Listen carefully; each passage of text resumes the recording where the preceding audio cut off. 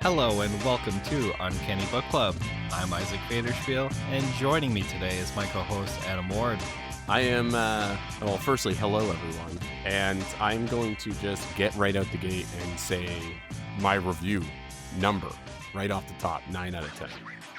This is fantastic. Probably, I think, the best 4-issue arc, period, that we've read. Maybe even the best arc we've read. Yeah, I would say it's just the best overall arc that we've read so far. There's some that come close, but I think overall this is just such a well-polished story. It's hard to beat it so far.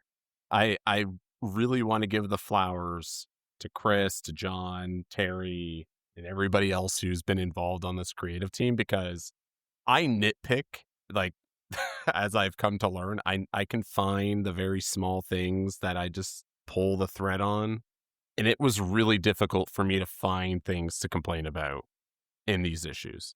Yeah, you have to dig a little bit. I'm very, very excited to talk about it for sure. So if you want to kick us off here on our little recap. In this podcast, we are exploring Chris Claremont's legendary X-Men run as we read it for the very first time. We hope you'll join us and read alongside, or just stick with us for the discussion. In our previous episode, the X-Men settled in with some downtime after being away from home for so long, with Wolverine discovering Mariko was in America, Storm visiting her briefly childhood home in Harlem, and Scott spending some more time with Colleen. Their life can't stay simple, though, and the team was kidnapped by Arcade, who had been hired by Juggernaut and Black Tom Cassidy. The X-Men were successful in escaping Murder World, but had to save their payback for another day. In today's episode, we're going to pick things up with issues 125 to 128. Issue 125 promises the dramatic return of the Phoenix, and that's exactly how things kick off. Moira is running tests to evaluate Jean's capabilities at Mur Island. Across the pond, the X-Men are running their own evaluations, with the team doing some good old-fashioned danger room training. Scott is disappointed in their performance, putting him at odds with Wolverine once again. We take a quick detour to check in on Magneto, who is still recovering from his last fight with the X-Men. He's reviewing memory tapes of his past battles while aboard Asteroid M, but is interrupted by thoughts of his late wife Magna. We also spend some time with Jason Wingard, and it's revealed that he's been creepily stalking Jean everywhere she goes, showing up as different people depending on where she is. His plan is to mold Jean Grey to be the Black Queen of the Hellfire Club. And finally, we take a trip to space and spend some time with Xavier. The Landra has less time for him these days, as she's busy running an empire. He visits a library and begins to review what occurred when the X-Men ventured into space to save Lilandra and stop Decan. Xavier realizes that what Jean accomplished that day involved an amount of power outside that which a human could control, and realizes he must return to Earth before it's too late. Moira is walking the halls of her lab and mulling over her concerns, which mirror Xavier's, as she steps on a gold tooth and realizes that Mutant X has escaped its holding area. Jean detects something in Moira's thoughts and rushes to her aid, but is sidetracked by a vision of herself as a noble in the 18th century. She's shocked to discover that her powers tell her that what she's seeing and experiencing is real. When she comes to, she's again interrupted by the decayed husk of Old Man McWhirter attacking her. Finally, we return to New York, with Beast breaking into the mansion and discovering that the X-Men are alive and well, which means they finally get to learn that Jean is alive. Lorna answers Scott's call and says that they should get there quick. Scott hears her scream, and the line goes dead. That might be one of the longest story summaries I've had to put together. Last episode, it was like, they got to Murder World. They, played his sick games and they got out. There wasn't a whole lot of we need to cover this plot point. We need to get this one. This one, I can't believe that they packed so much stuff into a standard length issue. As I was reading this, I was like, surely this has to have a few extra pages or something. But I was a little shocked to see that we're working with the standard length on this one. I think it's important context, though, that this is coming after the Uncanny X-Men annual that would have been kind of shoehorned in here between the last main book and this one. And, we have a bit of like a recap that's kind of happening at times, but nothing that I think takes away from furthering the story forward. I said it off the top. I think these 4 issues are probably like peak. I don't think we've read anything quite like them yet. And there's a lot to unpack. Definitely. Where do you want to start? Do we think we get the dramatic return of the Phoenix? I mean, the Phoenix was never really gone. I think that was a little misleading. Look, the comic book covers have to sell the inside parts. So the cover says the dramatic return of Phoenix. And I mean, she is on the first page. She's doing cool power stuff. It's not necessarily dramatic per se, but it is nice to, I guess, somewhat see her in action again. Yeah, I think it's very interesting seeing Moira McTaggart in this role she's kind of taking here as this head scientist. Because when we're first introduced to her in this run, she's like a caretaker for Charles Xavier, who, I mean, is a rightful badass, right? We see her bust out with a machine gun at various times during confrontations with Eric the Red.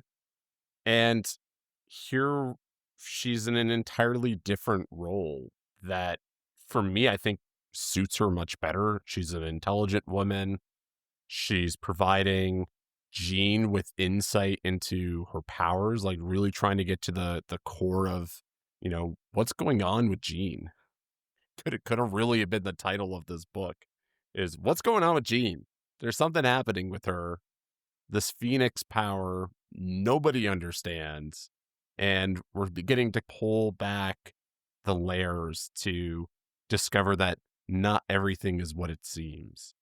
And I think what's going on with Jean could probably be just an ongoing theme, likely for the next several issues. yeah, I hope we really don't get Moira back in an innkeeper capacity, because her role over these books and these 4 issues is, I think, really, really tremendous. This story that Chris is telling has themes of generational trauma that are bleeding through, with Mutant X having a bit of a influence that really stems from Moira's own personal trauma. So this is really, at its core, the story that we're kind of going to be talking about today is really one that involves Moira and her child, a mother and her child. So I really, really liked that they kind of weaved in this familial hook that we haven't really seen play out quite yet. I'm glad you bring up the topic of generational trauma and how that's like a core theme to what we're going to be reading today. One thing that, I really want to look at is, I don't know how things were, but like I'm assuming 50 years ago, the core audience for comic books, I'm assuming, is like kids, younger kids, maybe young teens. But like these are very mature themes and mature stories that we're visiting with it over these 4 issues. And I think that that's likely one of the things that when people look back on Chris's run with the X-Men is likely him elevating the stories a little bit and, really hitting on some of those more like adult storytelling. Yeah, and I don't know that I would have maybe have appreciated this the same way I do now. I think being, and you'll probably agree with me on this, but being a father, a lot of things are put into a different perspective, and the influences that you have both directly and indirectly on your child can happen without you even realizing it. That can be the slip of a tongue, having your child kind of repeat something that you say by mistake, ha ha ha ha. But deeper down, you can have these influences that bleed through without you even recognizing it. And when you are feeling pain, whatever form that might be taking, like that obviously has a ripple effect that's going to affect the child. And that's really what we see here. Though, we really don't kind of get this revelation for a few more issues. Spoilers. Yeah, spoilers, I guess. Although I would hope that you're caught up at this point. But it's just a great way of personalizing this story for Moira and really, I think, making her into this crux of a character that she really didn't necessarily need to be. And even you kind of talking about like when this would have been released, it definitely the core audience would have been young men, right? Young teenage boys reading comics. That's pretty much what the target audience would have been. And here you have very strong female characters who are not damsels in distress. They are leading the charge. You have Moira, who's this incredibly smart individual leading her own research lab, trying to help another incredibly strong woman in Jean try and figure out her powers. So, I mean, I think kudos to the team for trying to elevate these characters into being more than just a side character. Before we get too far away from where we started with, discussing Phoenix and whether or not this is really a dramatic return, one thing that I really appreciated about this issue was just I feel like there's a lot of great foreshadowing for, what's to eventually occur. If I look at just like the second page, they're running the tests. There's a panel with Jean just looking immensely irritated about having to do these tests. And right before that is Moira just looking extremely concerned about the data that she's getting from this. And it's just Jean saying that, using her power makes her feel good. Moira asks, good enough to want to use it again? So they're kind of hinting at like it's kind of a corrupting force, a corrupting power at this point. Yeah, that's a thread we see a lot through these books, right? As we'll get into, many times it's alluded to that the more Proteus, as we'll come to know him, the more he uses his powers, the stronger he gets. And we do see that, right? Like every time the X-Men kind of have this confrontation with him, he is stronger and stronger and stronger and stronger. And here we have Jean experiencing the same thing, but without the obvious evil connotations that are obviously surrounding Proteus versus Jean, at least not yet. Jean refers to it as a, quote, real drag. The other thing, too, since we're talking about foreshadowing, we jump over to the X-Men training. And I made a note here about how I don't agree with Scott's take that this version of the X-Men would never be as good as the original team. And he makes a lot of claims about how they've been lucky, how that luck's going to run out, how they need to be better prepared. I don't feel like that's a very fair representation of what's taken place, right? Like the X-Men have literally been on a nonstop action-packed journey for the last several arcs, dealing with very high threat enemies, high stakes that could have resulted in devastation. Look no further than Banshee, who still is suffering from the events that took place in Japan. And he's like grilling them about not doing good enough in the danger room. And you can see the frustration, right? It's pretty rough how he addresses them. Just the pathetic people, really pathetic. I can understand why that might rub Wolverine the wrong way. And like I have to imagine it's not just him. We see Kurt struggling, we see Storm struggling, and it's those instances, like his phrasing of situations and the words he uses to, I guess, bestow his wisdom onto the X-Men at times is just not the way to do it. But when we think of the foreshadowing element that's going to happen here, this is going to come back into the fold in a couple of issues. And I think the way that they did that was just so good, so brilliant, and really, I think, speaks to Scott's leadership. Though I don't think how he goes about portraying the need to perfect the skills and you gotta be tip top, which, I understand the importance of that. It would be it would be a workplace hazard if you're not anticipating every variable that you can plan for. But, I always tell my son that words matter. How you talk to people matters. And that's kind of what we see here with Scott, who really doesn't handle the situation very well. And then they're training until 2 in the morning. What's up with that? Are they? Yeah, let me find the page. I think it's when Beast shows up. Beast shows up in like the middle of the night. Are they still training at that point? Yeah, they're in the danger room. Instantly inside the danger room. An ungodly hour for anyone to go visiting. Yeah, it says Around 2 in the morning. Yeah, you're right. around 2 in the morning. Yeah. And there they are. It's also weird that Kurt was like waiting above the doorway. Like, what? Well, the alarms went off. Wait, no. No. He says the alarms have been disconnected. Yeah, I have no explanation for that. And then Maybe that's just where he hangs. yeah, maybe that's where his bed is. Although he has a bedroom, we've seen it, and he hangs out on the ceiling. Maybe that's it. That could be it. And then he got shit from Moira for making brimstone smell all over the place, which would be very unpleasant, by the way. But that whole reunion we get with Beast, oh man, it was like so perfect. Him picking up Scott and giving him this massive hug. Oh, And it's also kind of like a relief in terms of like, God, this has happened.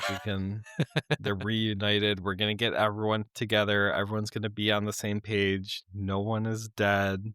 We can move past all that. yeah, I would still like to know like how they've gone this long without being able to put 2 and 2 together. Because I imagine Beast is involved with the Avengers at this point still. So, Yep, he took the Quinjet over. albeit we did like a couple issues ago, they were talking about how a lot of the super teams were MIA. That was months ago, though. I assume the Avengers are back in action. In-universe months ago. Yeah. Yes. Yeah.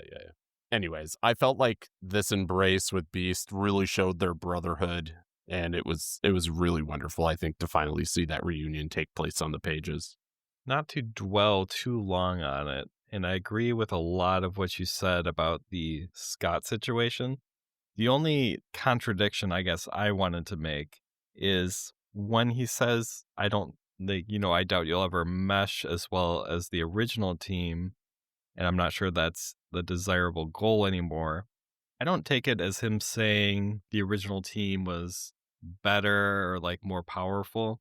I think it's more like, they were all younger, grew up together, and so much more used to each other that they just had a lot more inherent synergy. And I'm guessing we're probably more okay with being bossed around than the current team is with being bossed around. He mentions they're all such strong-willed individuals. And I feel like this is actually something he's brought up earlier, like at least 1 or 2 other times, just how this group doesn't have the same synergy, but I don't know, maybe like a higher potential. I don't know, man. I feel like at this point, they've pretty much proved it. How many family moments do you need? How many times do we need to hear them say, well, you're my family? Like, how much closer can you get? I think Scott is just stuck in the past. Well, he's clearly... He can't move on. He's clearly going through some stuff. I don't know. I mean, there's no Colleen Wing in this issue, but I mean, we know that's still lingering in the background somewhere, probably. One would assume. The last we saw her, she gave him the keys to her house. Stop by anytime. Come on, move on in. Well, we see the whole situation when they eventually reunite, him and Jean, that he's still seemingly questioning what the thing can feel. We'll see. We'll cover it. What were your thoughts on Magneto in space? I was really glad that we had like a little check-in on him. It's nice to explore him more as a character outside of just he shows up and he tries to kill the X-Men every so often. And I really enjoy that we're getting some additional context into, oh boy, he was very injured because that fight was several months ago and he is still banged up pretty good. And it's nice to get to know him more than just he's the mutant terrorist. We get to spend some time with him reminiscing about his late wife and that just kind of popping up and coming into his thoughts. It humanizes him in a way that probably hasn't been done much so far in the series. Yeah, I agree 100%. I have to you almost feel bad for him. Like you feel this level of sympathy that he's sitting there bandaged up still as if this battle had just recently taken place. He's watching extremely old videos of him having a conflict with the X-Men. Both him and Scott are stuck on the original team. Like, why are you studying a memory tape of your conflict with the former X-Men team when it was the most recent incarnation that whooped your butt? He's just trying to remember the good old days. Remember when I could take on the X-Men and not be up here in space on this godforsaken asteroid with a cane for some reason, which we've never seen Magneto use before. Well, he's really hurt. But he can He just prefers a float. time. Yeah. He just prefers a time when he was fighting against somebody that flew around with a bazooka. I don't know that I've ever seen a story with Magneto even reflecting on his wife, and I don't know much about her or what happened to her. He alludes to the fact that she ran away from him, assuming she maybe didn't know he was a mutant, and when he revealed it, it was too much. Well, it says it was long ago when I still believed I was only human. So it's hard to tell. It could be like his powers emerge, it scares her, or is she running away from him for a much more simple reason? Yeah, fair. Nonetheless, I feel sad. This is like a Yeah, sad version of Magneto that we're not used to seeing because he's portrayed with such strength typically. it's been retconned so many times that whatever, but is this Wanda and Pietro's? Mother? I believe it is. Yeah. I think it is too. Yeah, the history of those characters is very complicated. I'm excited for them to someday change it back to them being his biological children. I think that that's the way things should be. That's the way it whatever, fix it. I think that was mostly done due to the movies. What are your thoughts on this lingering Hellfire Club storyline that we have kind of playing out in these books? So I really like that we're getting these little drops, like little teases as to what's to come in the future.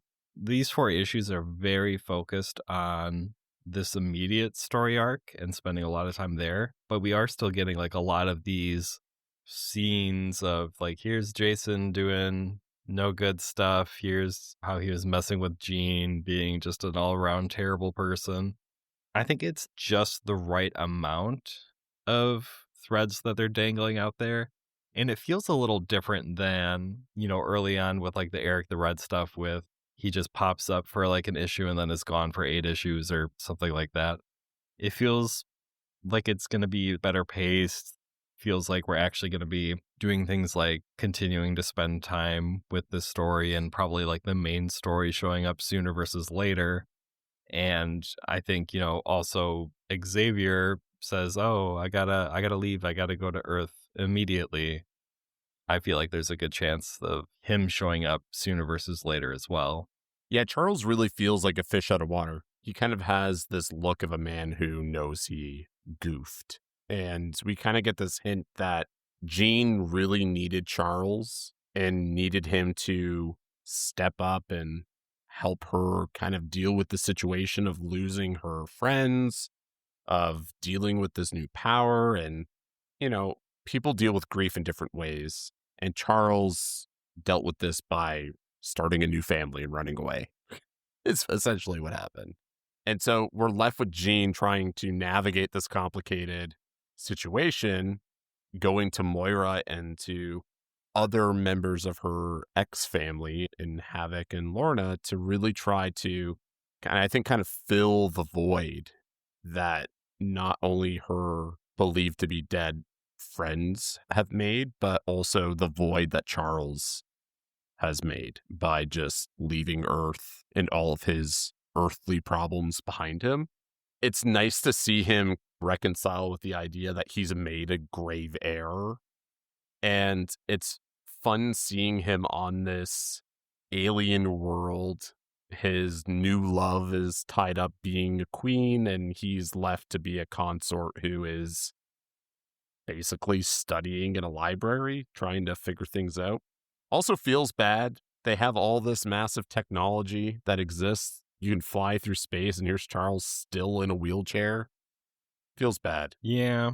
At other times, in other media at least, in X-Men 97, they give him a cool exoskeleton to wear.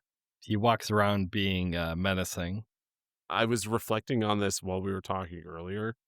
I don't really miss the Charles element in all of this. I actually think the dynamic of the X-Men is functioning better without him. Yeah. He was kind of not the best as like a leader. And for a lot of the issues, it's kind of difficult to see, like, what is he really bringing to this Mm-hmm. team or organization? Yeah. There's clear stuff like early on in this run where, he joins the battle psychically against Krakoa. He does some stuff during like the second or third issue in, but all of that kind of falls off a bit, and he has less of that, direct hand in certain situations. Yeah, I feel like this team has just kind of outgrown Charles. And maybe that's because they're not the original team, right? Like maybe it's because they were recruited, as you said, like later in life. They're not young people who needed him in the same way that a bunch of scared teenagers would have really have needed him. And he would have been given this opportunity to, I think, train them up. Whereas when we're introduced to all of the X-Men in this series, they are all aware of, at least, maybe not deeply aware, but they are aware that they're mutants and they know that they have powers and generally how to use them, especially when you look at Logan and you look at Storm and, Peter can do his metal thing. So like I think the dynamic is very different. Even looking at Banshee is another experienced X-Men, right? His role is not what it was once. He isn't the headmaster of a school for mutants who really require him to be this father figure. When you see Scott butting heads with members of the X-Men and being hard on them, you can really see the influence of Charles over his shoulder, speaking through him and really kind of giving them a hard time, because we know Charles has given him a hard time. Something that you and I have really been critical of Charles for doing at times when Scott was mourning the loss of Jean and dealing with this incredible situation where she's transformed into the Phoenix, and, he's going through the motions of dealing with that situation. And he's just like, oh, well, he's a liability now. Look at this. And I think with that context, it really, saying it out loud, makes that earlier point of how Scott is interacting with the team when they're struggling is really, I think, the influence of Charles coming through. More generational trauma.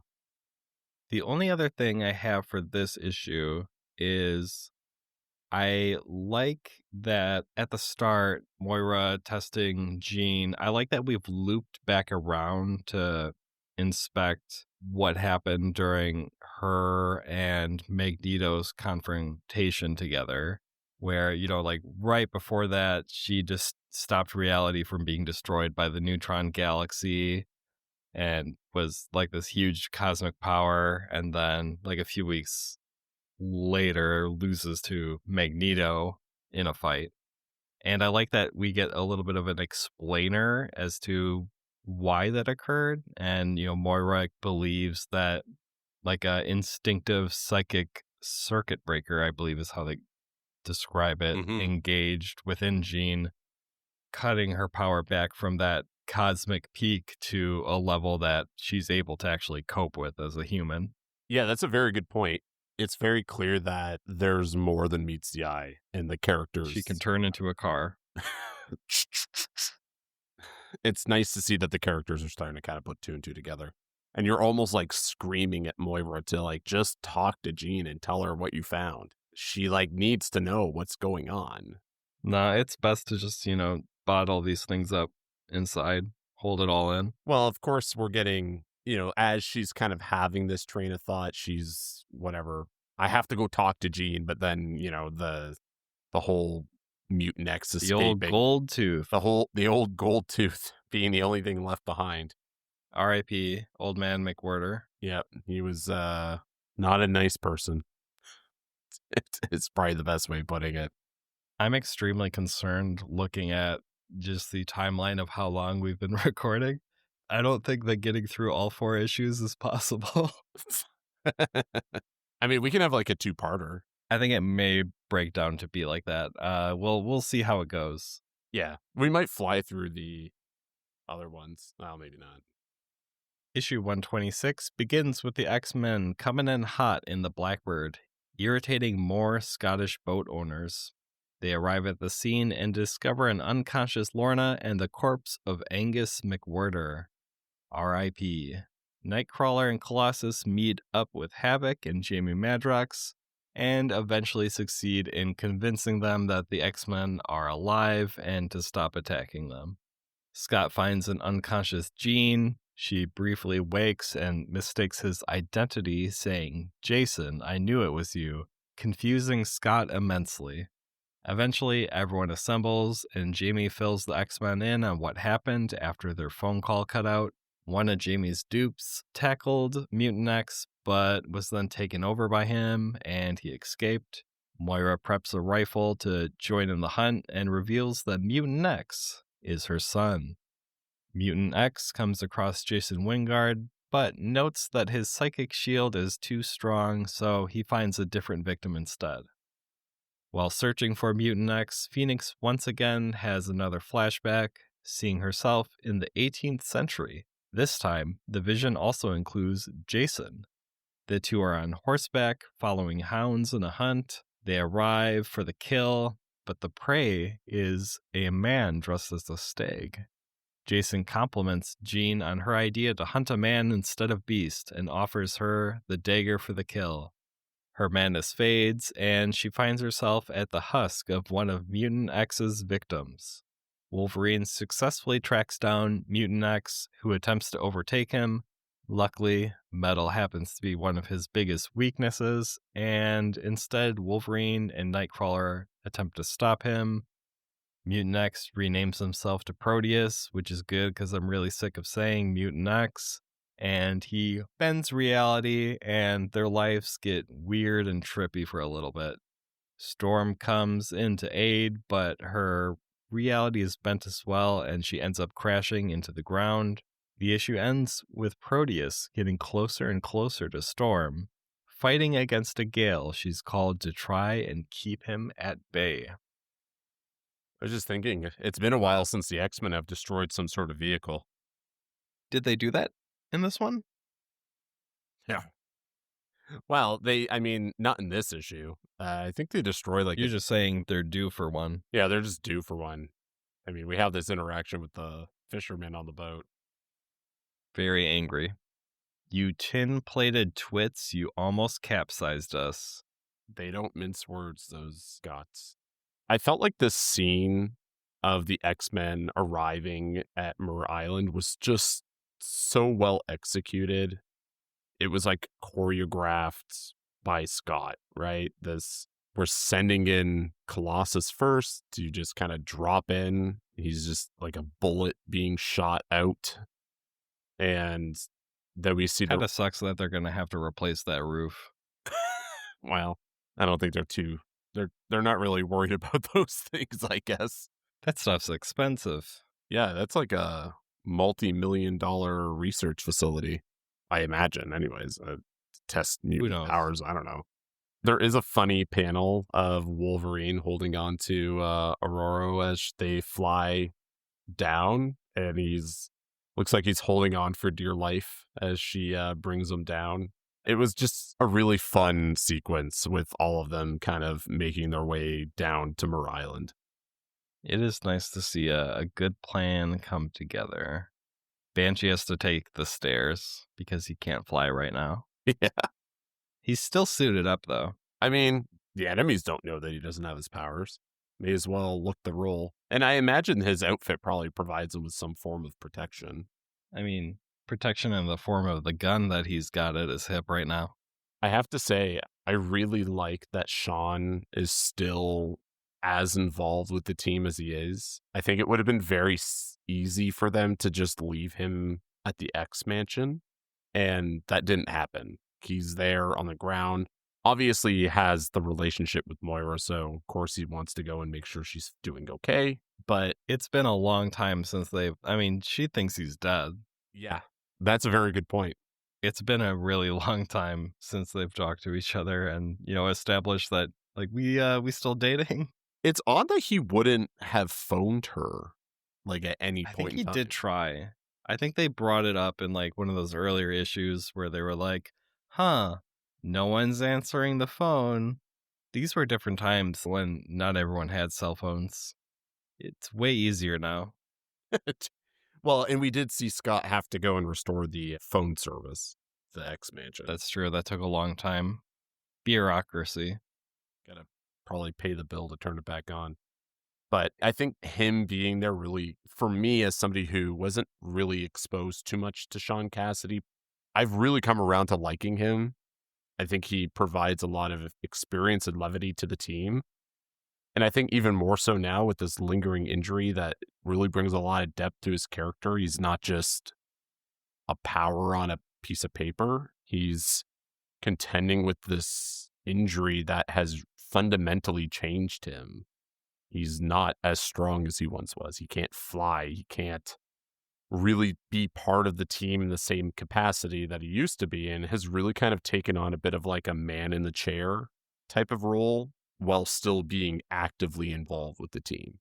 And I think it would have been really easy for the creative team to just leave him behind and say, well, that's that. He's back at the X Mansion just taking care of things while we get this all sorted. Drinking tea to help his throat. Through these issues, I was really, really hoping for Sean to overcome this injury and have a moment where his powers kick back in. So you can imagine my disappointment when that didn't happen at any point in time. Yeah, I'm fine with how things played out. Oh, I am too. But I think much like my disappointment in our last episode where Peter is trying to sort through being a member of the team and finding his place, we have a similar situation, but not as, I think, tonally wrong. Like, it still makes a lot of sense. Like, I don't think you lose anything by maintaining this injury for Sean. And I think, as I mentioned, brings a lot of depth to his character. That's not necessary. Like, I don't think that's true with Peter. And I still don't feel immensely satisfied with how Peter's used, even in this arc, who is somebody that should have a massive advantage over Proteus, given his weakness to metal. Yeah. And it just feels like he's sidelined in a lot of ways. Well, we're juggling a lot of characters right now. I mean, but it's no more than normal. Like, other people are getting the spotlight. Well, I mean, other people have different things going on. Like, I think it's a very Jean-heavy story. And we spend, those extra panels with her doing her visions of a life as a 18th century noblewoman. You're not wrong.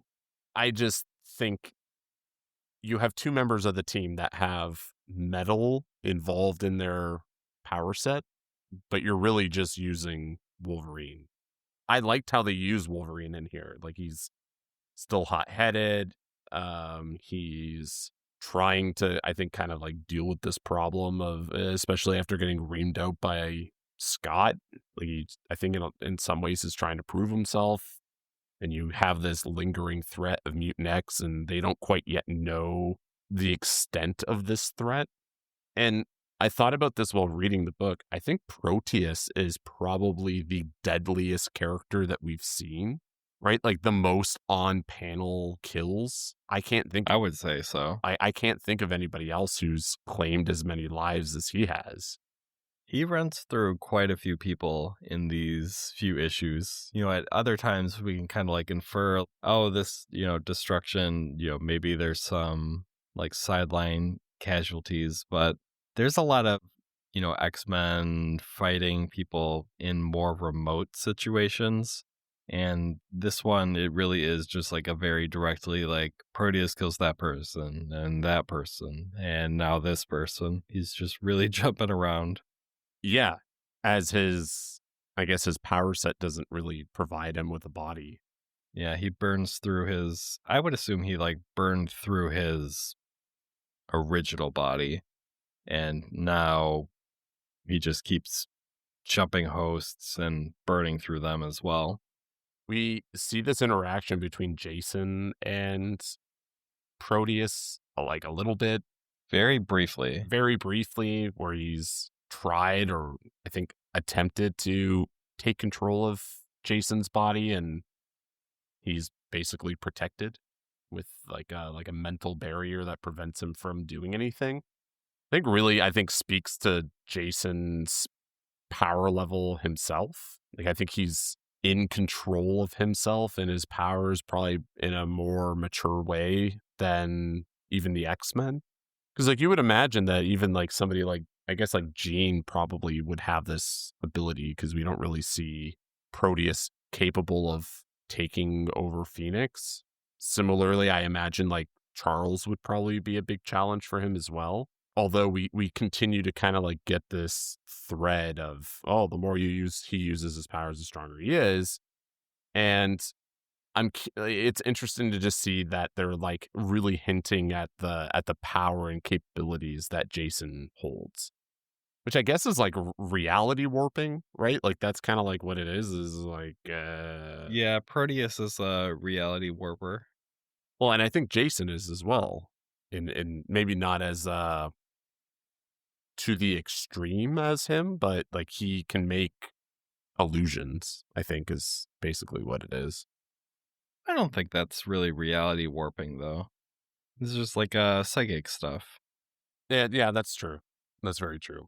I felt like the way they portrayed his reality warping to be really awesome. Like just straight acid trip. Yeah, I remember sending you one of the panels. I texted it to you over like Discord and was like, I feel like, yeah, maybe some drugs were involved in the creation of these comics. I think it looks fantastic. It looks very cool. It must have been so fun to get away from just do something very out of the norm and out of like the ordinary for what they must be doing like week to week. And I imagine you're constantly thinking of ways to portray these powers, like like you're coming up with this idea of a character and you're trying to figure out, okay, well, how do we show that? And this is like, we've seen this kind of happen in a lot of different ways over these books. We've talked at length about how cool Phoenix is portrayed and how we constantly see this silhouette of the Phoenix in kind of the backdrop when she's using her powers at times. Talked about how great they've illustrated like the solar storm or this radiation storm that kind of happened way earlier. This is like another great example of just like a really mind warping, hey, like I'm gonna rip you to atoms. And another really great scene, not in this issue, where he's confronted by Cyclops and he uses his optic blast and he just turns them into butterflies. Butterflies are flowers. It's such a fun panel. It's super cool. It really reminded me of the scene in Avengers in I think it was Infinity War where Peter confronts Thanos and he turns like the bullets into bubbles or something like that. It was very reminiscent of that visualization, but obviously this predates that by decades and decades. Very, very cool. I really liked how they portrayed his powers. Even the way that they use it in the later issues where it's kind of like Inception-y is how I felt, where he turns the gravity 90 degrees. And Well, he does that to Storm in this issue when she comes to join in the fight. he flips it so that she's upside down essentially, and she just slams into the ground. Yes, I'm looking at that panel right now. But he does do that later with Colossus, and that's a fun one too. It's just like, oh, the world's 90 degrees. He starts to just fall. Like just plummets. It's just so good. I really, really enjoyed how they kind of portrayed this. And I think, again, Storm is portrayed as the GOAT. You know, she's just so powerful that she's able to conjure up a hurricane wind gust. And we have this like awesome panel of her using this gust to try and push Proteus back, and it's not working. And you see Logan and Kurt trying to come to terms with like they can't do anything. Even Logan is like not really like he's coming to terms with this idea that he's not strong enough and that the only thing he can do is stay down and let Storm do what Storm has to do. And there's a cool scene where he literally, we've seen it in movies many times. I think this is the first time I've seen it in the book, where he uses his claws as like an anchor and just punches down into the ground, and he's over top of Kurt trying to protect him from the wind, and Proteus is just in the backdrop as the silhouette marching forward like it's not even phasing him. Before we move away from Wolverine, I want to just call out something that they make a point to showcase in the comics as, you know, his reality is being warped around him. I'll just read the box. Bad as things are for Nightcrawler, they're infinitely worse for Wolverine, whose being is grounded in a physical structure that no longer exists, is defined by senses that are all now lying to him. They've made a point in the past of how in tune Wolverine is with his different senses, and he's able to figure things out like, oh, these are robots because, you know, they smell different and various things like that. And it's something that we see more of in the next issue, but this has like a pretty severe psychological effect on Logan. Yeah, and I don't know that we've really seen him like this. So weak. Yeah. And I don't mean that like in any other way, as just he's so, I think, taken aback by the strength of Proteus, like as if he's never really encountered another being as strong as this. Nor do I think like the X-Men really have, because they really have to throw everything they possibly can. And I think they get a little bit lucky, honestly. Yeah. In the next few issues where they're trying to deal with the situation. It's funny because we see, it's not even in this issue, it'll be in the next one, but there's a moment when Moira is trying to kind of, I think, make a judgment call, and Scott stops her.